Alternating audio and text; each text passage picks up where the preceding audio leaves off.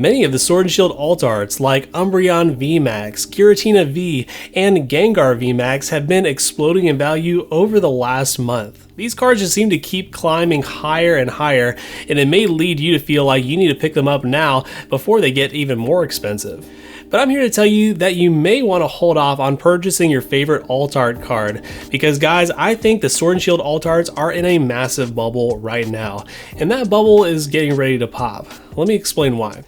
Now guys, if you haven't yet, go ahead and check out the Pokemon Legends Marketplace. It's actually my personal marketplace. You can get some different cards on there that I post from my videos, and some other people in the community are posted their cards as well. So make sure you go check it out. You can actually get a $5 off coupon by using the code LEGEND at checkout. Now guys, frankly, this is a video I've been meaning to make for a couple weeks now, but really the last month has been really crazy. I had Collect-A-Con and I had a few live streams, so haven't quite had the time, but now I'm ready to kind of dig into this and explain why I feel like the alt arts may be overvalued now and it might be in a bubble, and we may see a huge correction in the near future.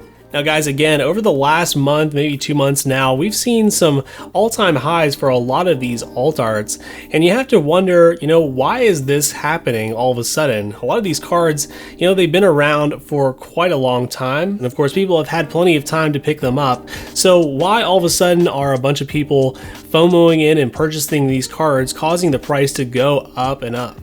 Now guys, I'm not going to claim to know the exact reason, but I feel like we can point to a few catalysts that may have contributed to that. And I feel like the first major catalyst that I can pinpoint was a video that was released by PokeRev, where he actually shared with his audience that he actually prefers the Umbreon V alt art over the Umbreon VMAX, the Moonbreon, which has been the highest value alt art in the Sword and Shield era for quite a long time. But for PokeRev having such a big audience that he has, I think he's probably the largest PokeTuber actually, he has such a massive influence that if he says one thing, if he likes one thing, it can cause a lot of people to say, hey, I kind of like that thing too. Now, honestly, this is kind of weird. People have had a lot of time to pick up a card like this at a very low price point. As you can see on price charting right here, this card sat around $70 to $80 for quite a long time. I even picked one up around that price point a good while ago. But as soon as he said that, look at this major spike that occurred again just a month or two ago, March, April. And yeah, the price now is up to like 175, looks like maybe down to 160 something right now, but a huge jump from what it was for quite a long time. And now I do want to address something really fast because a lot of people will point to market manipulation as a reason for alt arts like the Umbreon V going up and even the other alt arts as well. Now, first of all, I don't think that Rev is intentionally manipulating the market, even though, he does have an audience that I think he could if he really wanted to, but I don't think that that's what he's doing. Now, I will say one thing that does happen is, especially when a big PokeTuber like PokeRev says that they like a certain card or bring attention to a certain card, like they're trying to pull it and they just can't do it. The same thing happened with the Aerodactyl V back in Lost Origin.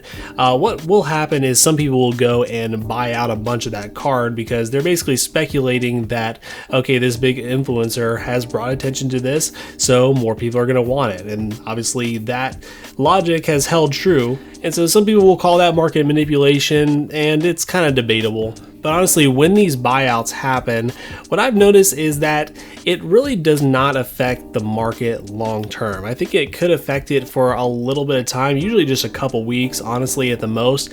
But for as long as we've been seeing for some of these alt arts, I don't know if you can really point to market manipulation or buyouts being the main reason for all of them going up. So I do want to be clear about that. I actually think that a lot of this is driven by real demand, but we'll get back to that in just a second. Because I feel like there's actually been another catalyst that has really brought a lot of attention to the alt arts and caused a lot of them to go up in price, and that's what I want to talk about here. Whereas I think the Umbreon V instance was sort of like the initial spark, I don't think it was the full picture, because around this time is when we started to see a lot of the booster boxes, especially the ones that contained alt arts from the Sword and Shield era, start to explode in value. So just looking here at the Fusion Strike booster box, you can see if we look at the 6-month chart here, this one was definitely low for a while, just 140. went up to 160, but then all of a sudden shot up to the 200s. So now sitting around 237. So quite a big jump for this Sword and Shield set that's been out for a while, but it seems people have finally seen the value in this set. And again, a lot of it has to do with the supply being a little bit less readily available than it used to be. But you know, Fusion Strike is about 2.5 years old now, so you know there's some precedent for it going up in value after you know these cards have gone out of rotation. But the interesting thing is it's not just been Fusion Strike, it's been a lot of the Sword and Shield alt art sets. If we look up here, I think one of the next big ones to go up was the Lost Origin booster box. Yeah, if we scroll down here, you can see also the prices on this one. This one, you know, sitting pretty low, still under MSRP for a good while, then started to trickle up a little bit, and then finally saw a larger spike up to the 200s, now sitting just above $200. Now, I'll be honest, I do believe in this set. I have a box myself, and I believed it would go up eventually, but quite honestly, I'm surprised about how soon it went up. I thought we had maybe another 6 months at least for this box. But regardless, the reason for it going up in value, and for a lot of these Sword and Shield booster boxes going up, like Astral Radiance, and more recently Brilliant Stars has gone up, even Silver Tempest is climbing up there a little bit as well. The reason for this is because a lot of these booster boxes have gone out of stock on the Pokemon Center website. And the reason that's significant is because the Pokemon Center is one of the few sites that actually put their booster boxes right at MSRP, which for the Sword and Shield era was around like 140, 143, I believe. And just for context, you know, most of these booster boxes on release, they don't sell at MSRP, even at your local hobby shop. Usually it's around like 110, 120 is what you can get it at. And so when these booster boxes are new and readily available, they usually hover, you know, way below the initial MSRP at the Pokemon Center website. Oftentimes it even dips below $100. I think some of the newer sets like Twilight Masquerade you can even get for I think like $90, maybe even less than that right now. But as time goes on, as boxes get opened and as fewer are available in supply from these different hobby shops, if the demand is there for the set, the price does tend to slowly inch up. However, even if you have a very popular and high demand set like Lost Origin, the price tends to kind of hit that ceiling of MSRP, and that's because it often stays in stock on the Pokemon Center website for quite a long time. But once that booster box does finally go out of stock on the Pokemon Center website, it kind of opens the floodgates to where, you know, obviously the demand is still there, people are still buying it up, and as more people buy it up, these sellers can start charging a little bit more at a time, and that's what causes these big price spikes. So all that to say, with these booster boxes, when you have the demand this high and you have the supply this low, the law of supply and demand says the price will go up. So I think that the prices for these booster boxes actually are legitimate. You know, they may, you know, go up and down a little bit.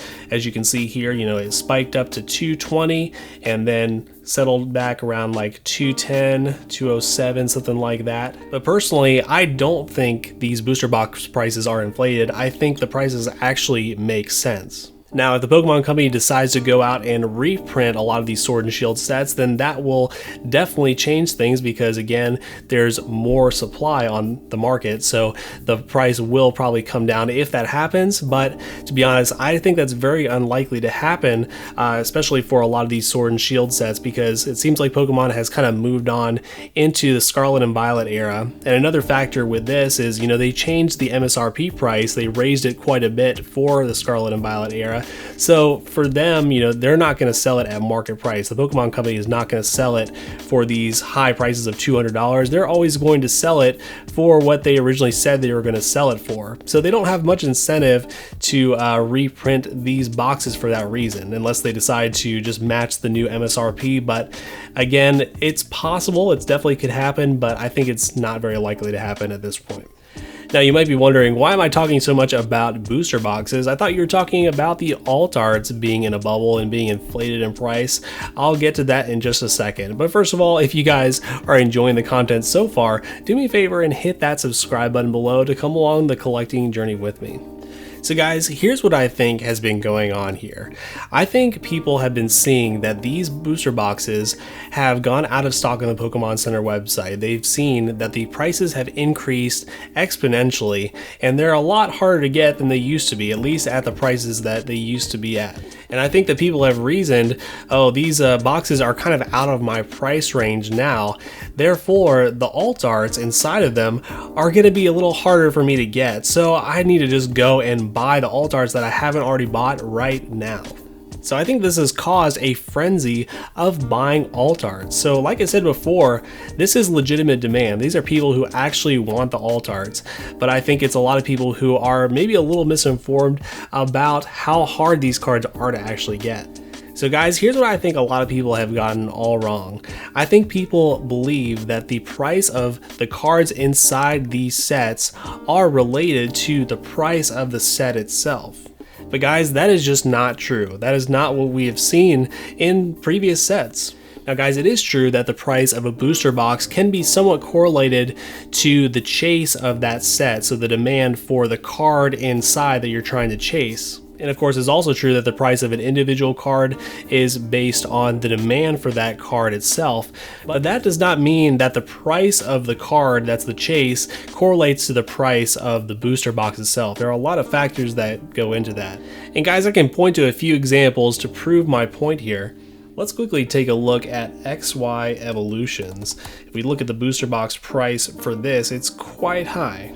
Yep, as you can see, so for this booster box, which is a few years old now, we have $823, and man, it's actually even gone up more recently. I'm kind of surprised to see that. It's kind of been going up over time. Now this is an interesting set because for the longest time it was not, the most desirable set. It just sat on shelves because it was, overprinted. Like, it was printed quite a bit. You would find it for years and years.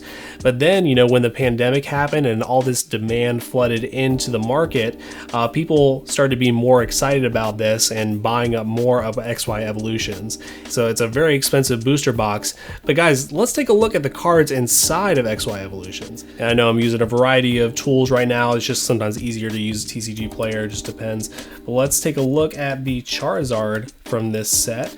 Actually, let's take a look at all the cards in the set just so you can see. We'll filter it by high to low. There we go, just so we can look at the top cards in the set. The most expensive card in XY Evolutions, again, even though it's an $800 booster box, is $47 for the Mega Charizard EX Full Art. And then slightly below that, you have the Holo Charizard as well, the base set reprint. So guys, these prices are nothing close to what we've seen for the alt arts, going for several $100s. Now, like I said, part of this is because there was a huge supply of the booster boxes for this set, and so there's a lot of these cards out there. But guys, that was also when demand and the hobby was a lot smaller than it is today.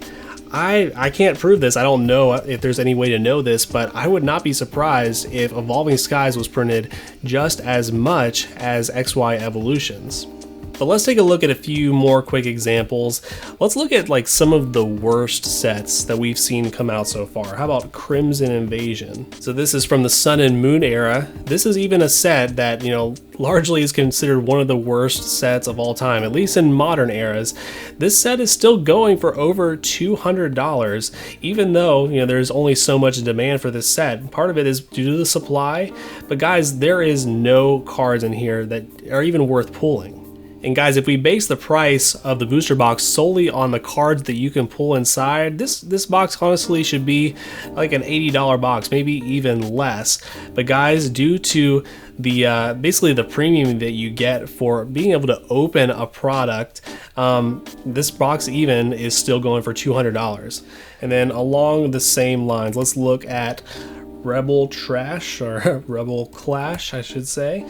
This is a booster box that actually shot up in value quite a long time ago because it was kind of underprinted compared to later Sword and Shield sets. It was kind of right before the pandemic. And guys, again, there are literally no chase cards in this set. Like, I couldn't even tell you what they are. Now this price has definitely come down some, but it's still sitting over $200. For a while this was going for $230, now it's sitting at $215-ish. But again, booster boxes, they tend to still go up over time because, again, there's still that premium of kind of owning or opening a box that you can't really get anymore. And the supply of these is constantly going down. They're never going to reprint Rebel Clash. I mean, you know, you never know, but I could say with 98% confidence they're not going to reprint Rebel Clash. But guys, here's the thing with these booster boxes, including the Sword and Shield booster boxes, which most likely will never be printed again. Not only are there not more coming on the market, but over time there's going to be less in supply because some people will choose to open up these boxes. So over time there potentially will be the same amount of demand, but less and less supply of these booster boxes. But guys, that is not the case for these alt arts. In fact, the opposite is true. As more of these products, for instance, Evolving Skies gets opened, more of these alt arts are coming on the market. So yes, the demand is very high for these, but I think people are underestimating how easy it is to acquire these cards. If you don't believe me, just attend a Collecticon. You will not believe the amount of alt arts you will find. Almost every table will be carrying them because, again, they're the hot thing right now. And again, it's not just the Vs. You'll be able to find the Moonbryon, you'll be able to find the Rayquaza VMAX, the Espeon, the Gengar. They're all pretty readily available. And guys, just to give you an idea of how many of these things are out there, let's go ahead and look at the Umbreon VMAX, the Moonbryon. Let's see, we're on the PSA Pop Report right here. We got the Full Art Secret Rare. You can see here that there are 1,500 of these cards that have been graded so far with PSA, and that's just with PSA. So there have been more graded with other companies, not to mention the fact that 1,100 of them are a 10, so that's pretty crazy. But yeah, guys, 1,500 just graded with PSA, and I think sometimes we overestimate probably how many people are actually grading these cards. Plenty of people are just putting their Moonbryon straight in their binder or just displaying it in a top loader or in a one-touch just in their home. So guys, the truth is we really don't know how many of these are out there, but you know, we can take some guesses. So I don't know, I would just guess that maybe like 20% of these cards are actually graded by PSA. So we take 1,500, yeah, that would give us about 75,000 that are out there. 75,000 Moonbryons potentially are on the market. Again, it's just kind of a guesstimate. It could even be more than this, guys. Maybe only 15% are grading their Moonbryon, and that would mean that there are 100,000 of these on the market. So guys, the point I'm trying to make is I think the market is being irrational, and I think it's causing a bubble within the alt art market. I think people think that just because the booster boxes are more expensive, that the cards inside are harder to get and therefore are going up in value. But guys, that's just not true. Because again, guys, the more of these products that are opened, the more of these alt arts that are available on the market. So again, this number says 15,000 now, but for all we know, in 20 years, this could say, I don't know, it could say 30,000, I don't know. So guys, in my opinion, this is irrational exuberance, and it's causing a bubble to where people are paying these really high prices that maybe are not merited and are not actually there for the demand that will sustain in the long term. Because yes, the price is indicative of the demand right now, but are people always going to be this excited for the alt arts? The truth is that the focus and the hype shifts around in this hobby, and so for all we know, you know, we actually got a Team Rocket set that was announced for next year. For all we know, people are going to go hard after that set, and they're going to be all about the Team Rocket, the glory of Team Rocket cards, and they're going to kind of move their money away from the alt arts. Maybe they'll sell some of their alt arts so they can afford to open that product or buy the cards from that product. So I know it's easy to think that people will always be this excited for the alt arts, but the history has shown that that's not the truth. For instance, there was one time not too long ago where everyone was all about Hidden Fates and trying to chase that Charizard GX. And the price on that card has remained high enough, but it's definitely seen peaks and valleys because the demand has kind of fluctuated away from that card into other things like the alt arts. Now, the interesting thing that has happened, which I definitely didn't expect to this degree, but this hype, and again, what I think is exuberance for these alt arts, is kind of spilled over into other cards. And now, guys, I did kind of predict this. I created a video not too long ago saying, hey, people are focused on the alt art right now, but there's also these trainer galleries that are pretty cool that may be undervalued right now. It turns out I was right about that. However, now I'm almost kind of wondering if the prices are a little bit overinflated for these as well. Maybe not by too much, because again, I think they were undervalued before, but take a look at the Pikachu VMAX. Let's see if we go to 6 months here. Yeah, they were $24 back in March, and now they're up to 46. That's not too bad, actually. Yeah, maybe I was thinking of a different card. That actually seems pretty reasonable for this card. Maybe the other Umbreon VMAX. Yeah, this one had a little bit more of a spike, so it went from 21 now up to 45. So I don't know, guys, that may seem a little more reasonable. Again, maybe the demand for these are kind of just catching up to themselves. And then probably most recently, we've even seen this kind of flow into Crown Zenith. They don't quite call them alternate arts, but they basically are alternate arts there. You got the gold cards, and you also got a lot of the trainer gallery textured cards. So here's the Giratina V-Star, which was around $60, $70, and then it recently has spiked up over $100. Looks like $127 right now. So I don't know, guys, these ones, for instance, these may have been undervalued, and these might actually be properly valued at the $127 there, but who knows. Again, this is a set that was printed quite a lot. It's still available on store shelves, so I don't know, it does feel good to have a card that's over $100 for this set. That feels right, but who knows, this may still be a little overvalued for what it is and how much supply of this card is out there. So guys, here is my prediction, and of course I may be completely wrong about this, but I'll at least throw it out there. When it comes to these alt arts, what I think right now is I think there's certain ones that are way overvalued right now, while there's some which may be just slightly overvalued. Like for instance, the Umbreon V, I wouldn't be surprised if that one doesn't come down too much, because I think that one has always been a great card that people enjoy, but for whatever reason, it's just been overshadowed by the Moonbreon. And guys, I'm not too sure about the prices for this Moonbreon right now. It may not be the best time to pick one up, because if you see here, this one was around the 400, going above about 500 for a couple times here, but for a while it was under $500, and then now it's getting close to 1,000. I believe it's closer to like 900 right now. This one has it even lower. This one has 818. So yeah, guys, what I feel like is going to happen, I feel like we may never see some of these lower prices again. We may never see even a $450 Moonbreon. What I could see is that these will probably settle back down at some point. So we're not going to see probably a full crash, but I think we will see a correction for all of the alt arts at some point in the next few months. I'll just go ahead and make an arbitrary prediction right here. Again, it's about $900 for the Moonbreon. I could see this card being a $700 card for a good while. What I basically think is going to happen is that these alt arts are going to do something similar to what the tag team cards did about a year ago. And honestly, it's a really good comparison to some irrational exuberance in the alt art tag team cards, where these cards were, I would say, undervalued for a good while, but then they kind of like overshot, and I think they went up a little too high. You can see that illustrated here by the Magikarp and Wailord, probably my favorite tag team alt art.